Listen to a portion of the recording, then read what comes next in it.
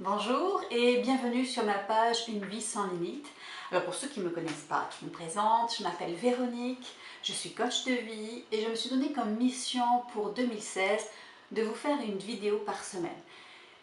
Une vidéo par semaine pour traiter des sujets que vous voulez que j'aborde ou bien les sujets que moi il me semble pertinents qui nous bloquent dans notre développement personnel, qui nous bloquent pour atteindre nos objectifs, qui nous bloquent dans notre vie tout court en fait. Alors en parlant justement de blocage, j'ai observé les habitudes que l'on peut avoir au quotidien et ces habitudes qui peuvent nous nuire dans notre vie en fait. Et comme ça devient une routine, on s'en rend même plus compte. Alors je vais commencer par le début de la journée. La première habitude que l'on peut avoir, ça peut être quoi? Par exemple, se connecter directement dès qu'on se lève, Internet. On se connecte. Moi je vous dirais stop, on arrête cette connexion, on va se connecter ailleurs, on va se connecter avec la Terre, avec l'univers, on va s'étirer, on va prendre un bon verre d'eau, là, ça y est, on communique, on commence à s'ancrer dans notre vie, dans notre journée qui démarre. On prend un bon petit déjeuner plein de vitamines, de fibres.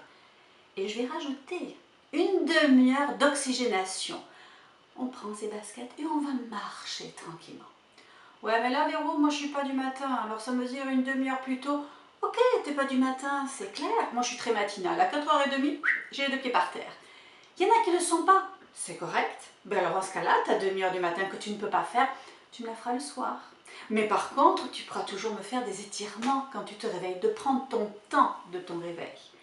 Puis si vraiment tu as du mal à faire ta demi-heure, fais comme moi, achète un chien. Et puis là, crois-moi que là, il va te regarder le chien avec la laisse dans la gueule en disant on y va. Donc voilà, on a des solutions, donc c'est la première étape. Se connecter, prendre une bonne habitude de réveil. Ensuite, comment on peut avoir de l'estime de soi si on part au travail sans investir en nous-mêmes? Quand je dis investir, c'est sans se sentir belle ou beau. Quand je dis ça, c'est par exemple, je prends un vêtement qui me plaît, mais qui me plaît à moi. Pas qui plaît aux voisins, à Pierre, à Paul, à Jacques. Non, ça on s'en moque, parce que d'abord, vous n'allez jamais plaire à tout le monde. Mais d'abord à vous, et c'est vous la valeur importante dans votre vie. Donc, prenez, habillez-vous, coiffez-vous, rasez-vous, faites-vous beau pour vous. Et quand vous voyez dans un miroir, waouh, je suis bien. Donc là, on a davantage d'estime de soi, on se tient bien droit, on est fier de soi et on peut commencer la journée de bon pied. Oui, vous allez toujours au même endroit, vous voyez toujours les mêmes personnes. C'est pas un défilé de mode et je suis tout à fait d'accord avec vous. C'est juste pour que vous vous sentiez bien dans vos baskets. Ça, c'est la deuxième étape importante pour bien démarrer votre journée.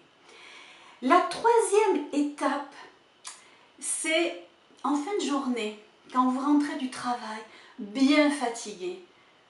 Surtout, ne laissez pas votre heure de sport pour une bonne heure sur votre canapé devant votre série télévisée avec une bonne bon sac de chips et une bonne boisson gazeuse bien sucrée. Parce que je vais vous dire, les effets secondaires d'une heure de sport ne sont pas du tout les mêmes qu'une heure de série télévisée.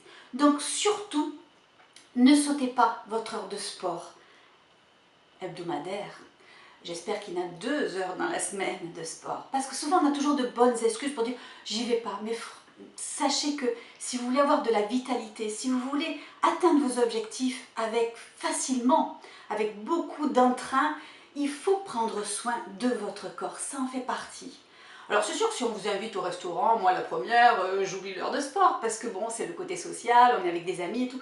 Mais si c'est pour regarder votre meilleure série télévisée, non, pitié, vous la verrez plus tard. Mais allez courir sur votre tapis, allez faire le sport que vous aimez, mais allez vous dépenser, allez retrouver de l'énergie.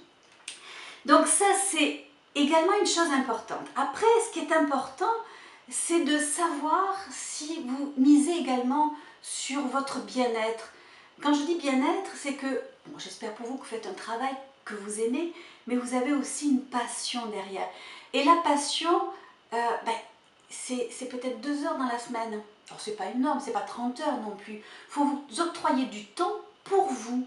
Et là aussi, Vous allez d'abord mieux vous organiser dans votre journée pour pouvoir vous libérer pour votre passion. Donc là, du coup, là, vous allez être beaucoup plus productif dans votre journée parce qu'il y a la production, d'être productif pour atteindre ses objectifs. Et puis, s'occuper. Alors, s'occuper, c'est je m'occupe, je vais devant la télé, je vais sur Internet, je m'occupe. Non, mais ça, c'est pas productif. Donc, si vous avez une passion que vous voulez mettre en place, si c'est 1 heure par jour, votre passion, vous allez vous organiser, vous allez être très productif dans votre journée. Et croyez-moi, quand vous arrivez en fin de journée, vous êtes beaucoup plus satisfait de vous. Et puis vous avez avancé dans vos projets. Et c'est ça l'essentiel d'une vie, c'est de pouvoir avancer, de pouvoir aller vers notre but. Quand notre but est atteint, bien sûr qu'on en a un autre, mais ça fait partie de la vie. Sans ça, si on n'a pas d'objectif, on attend. C'est plate. Vous êtes d'accord avec moi? Donc ça, c'est de l'autosatisfaction. C'est important d'y prendre garde, de sortir un peu de ces sentiers battus. Alors, des fois, on me dit, ouais, mais j'ai pas de passion, moi, Véro. Ok, t'as pas de passion. Ça peut arriver. Oui, tu sais peut-être, tu sais pas quoi faire. Alors essaye. Peut-être que t'aimes le parapente. Essaye le parapente. Peut-être que t'aimes l'équitation. Essaye de faire du cheval. Peut-être que tu aimes tout simplement peindre. Faut essayer. Moi, personnellement, avec mon enfant, quand il était jeune, je lui faisais faire plusieurs activités. Et c'est en cherchant qu'on trouve. Bon, toutes les activités que j'ai essayé à lui faire faire, ça lui a pas plu. En fin de compte, ce qu'elle a trouvé, c'est que ce que je pensais vraiment pas pour une fille, c'est-à-dire faire du foot. Alors, vraiment pas pour une fille. Ben oui, mais à force de chercher, elle a trouvé, on a trouvé. Parce qu'elle voyait que je la mettais soit dans le théâtre, soit dans le sport, dans la musique. Mais on essayait. Et petit à petit, paf, le naturel est arrivé. Donc vous, c'est pareil. Essayez un instrument, essayez le chant, essayez la peinture, essayez le théâtre. Je sais pas, essayez. Essayez d'abord les choses basiques qu'on peut connaître. Et puis, à force, vous allez avoir une petite lumière. Et là, le grand spot. Et vous y allez, et vous foncez, et vous vous faites plaisir. La dernière chose qu'il faut vraiment arrêter, c'est de se faire du souci. Alors oui, qui n'a pas de soucis? Tout le monde a des soucis, même le milliardaire a des soucis. Mais à quoi ça sert si on ne peut rien faire, si on ne peut pas résoudre son problème? Ça ne sert à rien de se faire du souci. On va ruminer, ressasser. Et alors là, on va se détruire, s'autodétruire. Donc, soit vous avez un problème, et là c'est différent, on trouve des solutions, mais un souci, ça ne sert à rien. Ne pensez pas à demain. C'est bon, adviendra ce qu'adviendra. Il faut prendre la vie comme elle vient. Et on résout au fur et à mesure. Sinon, ça va vous pomper énormément d'énergie pour rien. Croyez-moi, pour rien. D'ailleurs, vous le savez. J'imagine que vous savez bien. Alors voilà, moi j'ai pris quelques points, quelques habitudes, quelques routines que l'on a quotidiennement qui nuisent à notre santé, à notre vitalité, à atteindre nos objectifs. Vous, c'est peut-être d'autres routines. Vous allez me dire, non, je n'ai pas de routine. Alors je vais vous demander de faire un exercice.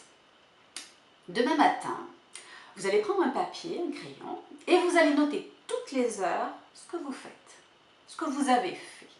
Ok? Et en fin de journée, mais jusqu'au soir, jusqu'au coucher, ok? Et en fin de journée, vous allez faire le bilan. Dire, bon, où est-ce que j'étais productif pour atteindre mon objectif? Qu'est-ce que j'ai fait pour m'occuper? Du style, pendant le repas, non, pardon, dans l'autre sens.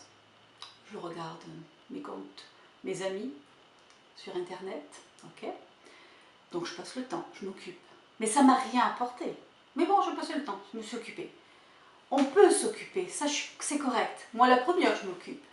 Mais si ça prend 5 heures sur 24 heures, c'est énorme.